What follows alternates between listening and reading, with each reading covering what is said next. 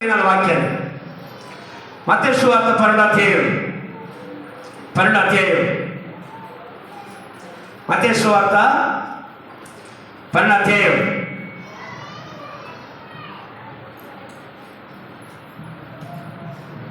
10వ వచనం. మత్తయి సువార్త 12-10 వచనాల్లో వారు ఆయన మీద నేరం మోపవాలని విశ్రాంతి దినమున స్వస్థపరచుట న్యాయమా అని ఆయనను అడిగింది. ఇక్కడ సమాజ మందిరంలో విశ్రాంతి దినమున ఒక వ్యక్తిని దేవుడు బాగు చేశాడు.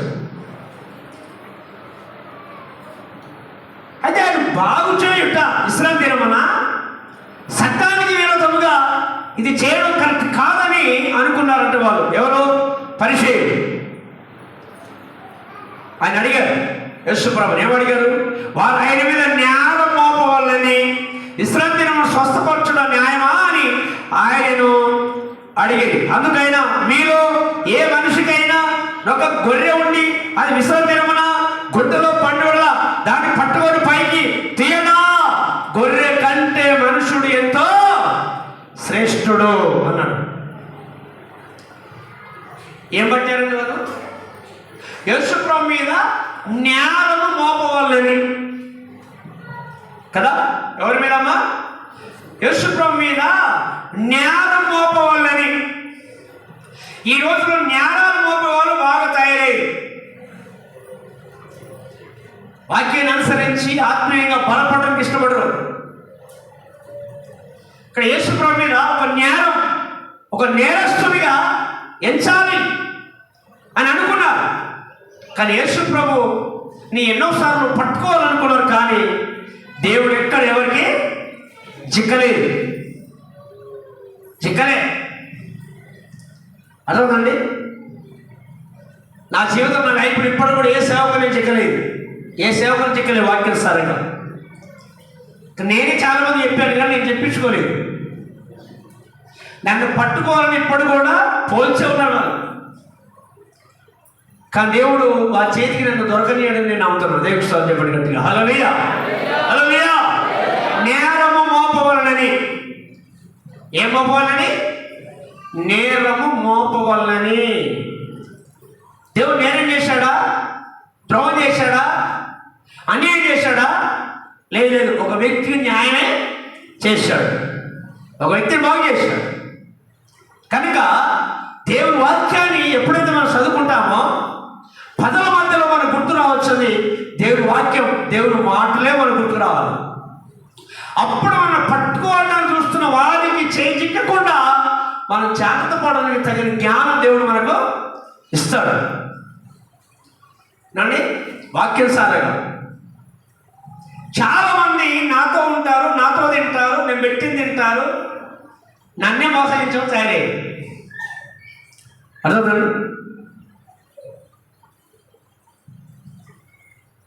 స్వాతంత్రం చెప్పండి గట్టిగా. హల్లెలూయా. ఎందుకంటే నేను మనిషిని త్వరగా నమ్మేస్తాను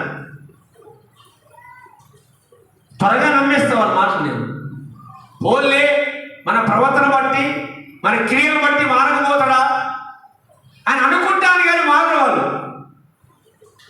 క్రూరమైన తొడల వల్లే ప్రవర్తించడానికి ప్రయత్నం చేస్తారు. అది వాక్యానుసారమైన మనుషు కాదు కదా. మన అంతరంగంలో ఏముందో దేవునికి బాగా తెలుసు.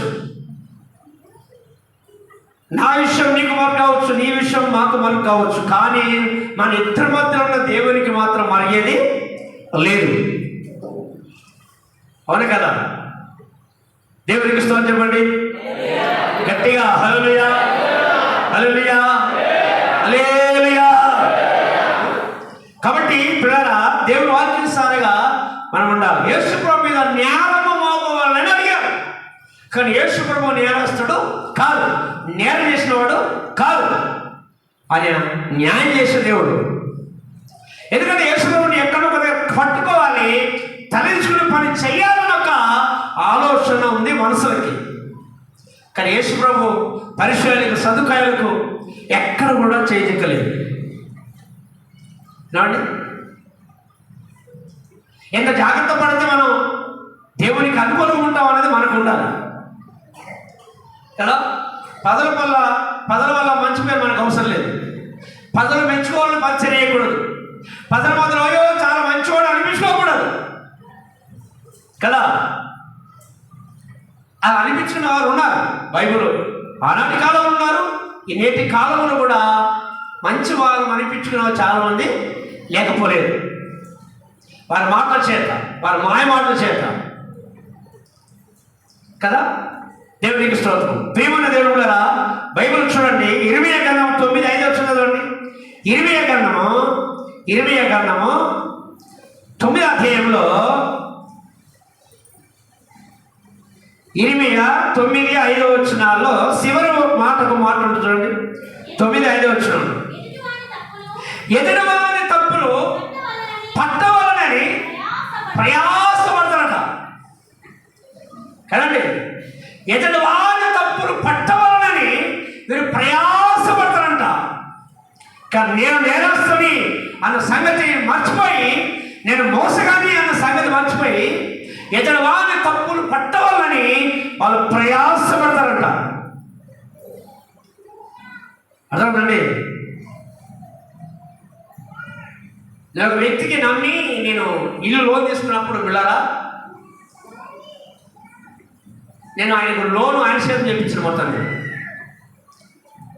పిన్కోడ్ నంబర్ ఆయనకు తెలుసు, నా ఫోను నంబర్ అంతా ఆయనకు తెలుసు. నాకు తెలియకుంటేనే 5,000 రూపాయలు కొట్టుకున్నాను. ఎన్ని 5,000 కొట్టుకున్నాను. నాకు తెలియకుండా 11-15 నిమిషాలు కొట్టుకున్నాను నా ఫోన్ నుంచి. చెప్తా ఆయన ఎవరన్నది రాష్ట్రం నేను చెప్తా పేరు. చంద్రపేట నా గురించి ఎన్ని చెప్పాడో ఈరోజు నేను క్లియర్ చేస్తాను విషయం. ఈయనని మోసగాలని దూరం ఉంచడం మంచిది. నాకు చెప్తారు మహిమ అమ్మ చెప్తూ ఉంటుంది, నువ్వు మనసుని త్వరగా నమ్ముతున్నావు, మోసపోతావు అని చెప్పారు. కానీ తోటి వ్యక్తి కూడా బైబిల్ ఉంది కదా చేతిలో, ఆయన కూడా వాక్యం చెప్తుండు కదా, సంఘం ఉంది కదా, సహవాసం ఉంది కదా అని నమ్మాను. నమ్మాలి కదా మనిషిని. మనిషిని నమ్మితే దయ్యం నమ్ముతామా చెప్పండి? మనిషిని నమ్మకపోతే మనం దయ్యం నమ్ముతామా? ఆయన కొట్టుకుంది 11-15 నిమిషాలకైతే 2 గంటలకు శిస్సులు ఉన్నాం. ఆ తర్వాత ఇంటికి వచ్చినాక నాకు డౌట్ వచ్చి నేను మైండ్ చూపించాను. డాడీ రేపు 12,000 కట్టాలి ఇల్లులో. పొద్దున నేను ఎప్పుడైనా బయటికి వెళ్ళినప్పుడు పైసలు ఉంటాయా లేదని నేను చూపించుకో బయటికి వెళ్తాను. ఎందుకంటే నాకు ఇంగ్లీష్ రాదు కాబట్టి. ఆయనకి ఇంగ్లీష్ వచ్చి కాబట్టి నన్ను మోసగించాడు. అర్థమండి. తోటి సేవకుడు అనటానికి కూడా సిగ్గుచేటు.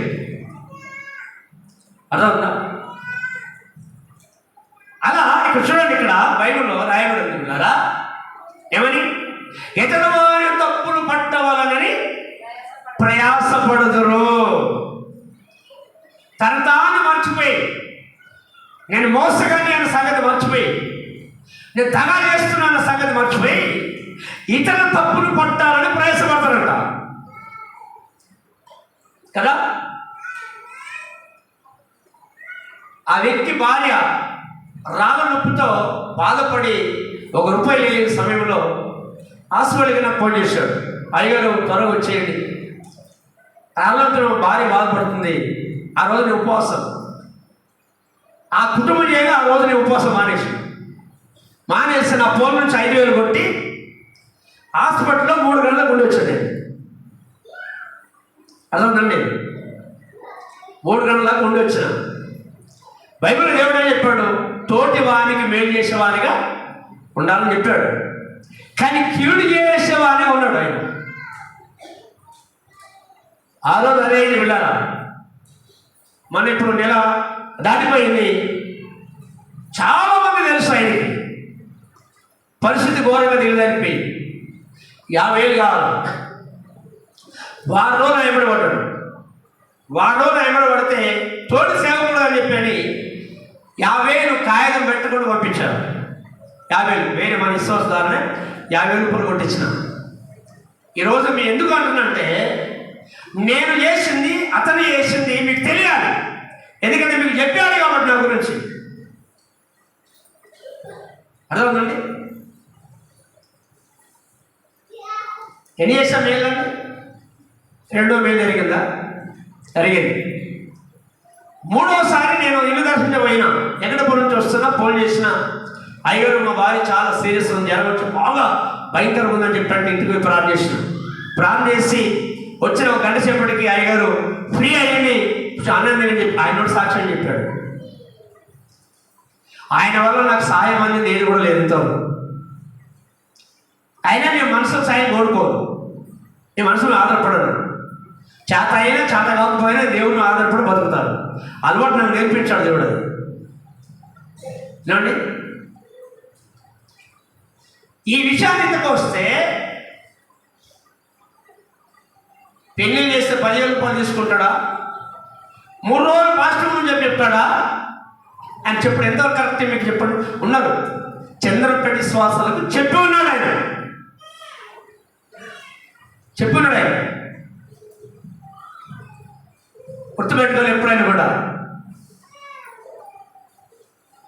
బలిపీఠం చెప్తున్న వాక్యం, నా సేవ జీవితంలో నేను ఇంతవరకు ఎవరు మోసగించదు లేదు, ఎవరికి దగ చేస్తుంది లేదు. ఏమండి?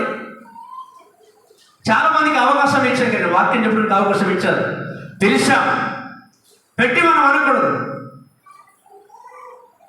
పెద్దలు అంటారు, గుణాత్రం లేని గురుక కొరకు ఎన్ని ఋషులు పెట్టినా అది కనరే కానీ ఋషికాలం ఉండదండి.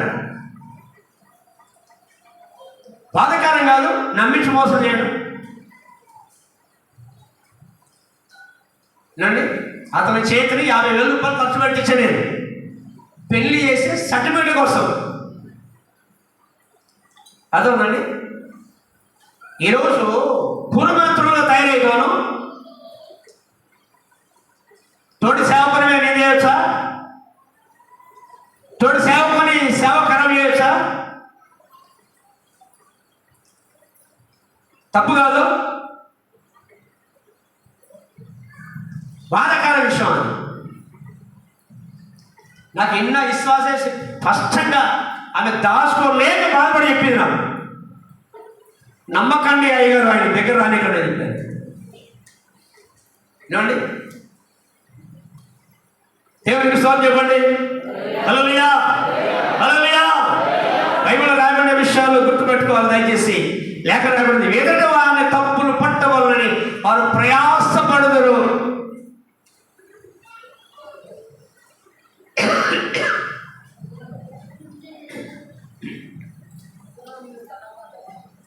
దేవుని వాక్యాన్ని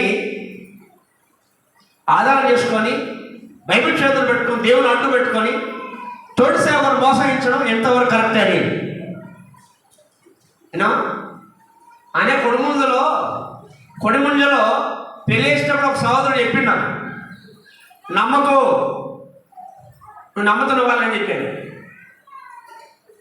నాకు ఒకటి ఏంటంటే, నా కళ్ళతో చూడాలి, చెవులతోనే వినాలి, అప్పుడే ఆ మనిషి గుణం బయటపడుతుంది. కానీ ఇతరులు చెప్తే నమ్మలేదు. అది అప్పటి నుంచి లేదు, ఇప్పుడు కూడా లేదు. చెప్పాడు సహోదరుడు. ఇప్పుడు ఆ సహోదరుడు చెప్పింది గుర్తుకొస్తున్నాయి. ఈయన మోసం అంత బయటపడేది. మమ్మల్ని కూడా మోసగించడంలే, నువ్వు సహాయం చేస్తున్నావు జాగ్రత్త అని చెప్పాడు ఆయన. నేను అన్నాను కదా, గిట్టుబాటుగా ఎవరని చెప్తారులే, ఒకరికొకరు చెప్పుకుంటారు కదా, గిట్టుబాటు లేక ఓర్వలేక సహించకూడదని చెప్తారు. కానీ ఆ మాట మనం ఎందుకు పడతాం? పట్టాం కదా. పెద్దలు అంటారు, కుండ వలిగితే వలిగాని కుక్కుకొనం బయటపడిందని. అర్థండి? ముందు అది దొంగ కుక్క అయిన కూడా దానికి ఏమేలా డోర్ పెట్టకుండా మొత్తం వదిలిపెట్టాలి, అవును కదా. వదిలిపెడితే దాని బుద్ధి దాని గుణం బయటపడుతుంది. ఒకరు చెప్పింది మా ఇంట్లో అన్నం తిన్నది నీ కుక్క, అది దొంగ అంటే మనం నమ్మద్దు, అవును కదా. ఇప్పుడు మన ఇంట్లో చేసే దొంగతనం బయట చేస్తుంది, కానీ మన ఇంట్లో చేయని దొంగతనం బయట చేస్తుంది చేయదు కదా. అందుకే ఎవరు చెప్పిన వాడిని నమ్మను. అపోస్తలులు అన్నారు, మేము చూసిన దానికి విన్నదానికి సాక్ష్యము ఇస్తామని. కళ్ళతో చూడాలి, చెవుతో వినాలి, దానికి సాక్ష్యం ఇవ్వాలి. అది దేవుడికి ఇష్టమైంది. కాబట్టి పిల్లరా, బైబిల్ రాయబడింది రోమీయులకు రాసిన పత్రిక 2:21 ఇతరులకు బోధించే నీకు నువ్వు ముందు బోధించుకో అని రాయబడింది. అంటే ఇప్పుడు ఇది మీకు చెప్తున్న వాక్యం, మీరు అందరూ వచ్చారు, ఇప్పుడు నీ వాక్యం చెప్తున్నాను, ఇది నాకు కూడా వర్తియాలి, నాకు కూడా వర్తివ్వాలి. ఇది నాకు కాదు, వాళ్ళకి చెప్తున్నాను అనుకుంటే నా అంత రుచికి వెళ్ళాడు ఇవ్వలేడుగా. ఈ వాక్యం చెప్పుతున్నా ఇది నాకు కూడా వర్తిస్తుంది అని భావించినప్పుడు నేను సేవకుని. లేదా అందరికి ఉల్లిగడ్డ వద్దాని కానీ నాకు వద్దా నాన్న అంటే అది కరెక్ట్ కాదు. అర్థమండి? ఏ మనిషితో మాట్లాడినా నేను ఎప్పుడైనా మొగపేస్ట్ కానీ గద్దించడం కానీ ప్రేమించడం కానీ జరుగుతుంది. నేను సాధకు దాచుకుని ఉండేవాడిని కాదు. మీ అందరూ తెలిసిన విషయం. అర్థమండి? దేవునికి స్తోత్రం చెప్పండి. హల్లెలూయా, హల్లెలూయా. దేవుని వాక్యానికి విరోధంగా మనం ఏమీ చేయకూడదు. చూడండి, గలితీయులకు రాసిన పత్రిక 3వ అధ్యాయం 1వ వచనం.